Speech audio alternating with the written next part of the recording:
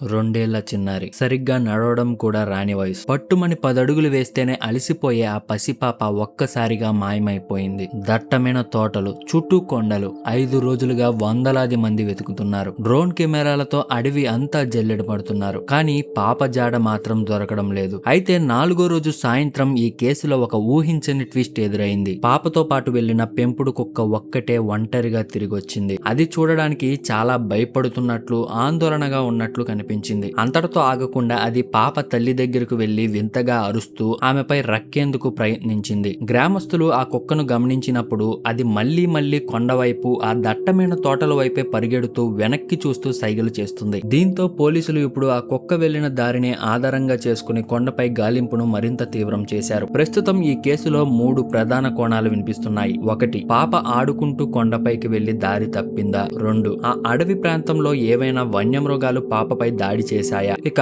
3వది, ఎవరైనా తెలిసిన వాళ్లే పాపను కిడ్నాప్ చేసి అక్కడ దాచారా? ఈ మిస్టరీ ఘటనపై మీ అభిప్రాయం ఏంటి? ఆ కుక్క ప్రవర్తన వెనుక అసలు కారణం ఏమై ఉంటుంది? కిడ్నాపా లేక ప్రమాదమా? కింద కామెంట్స్ లో తెలియజేయండి.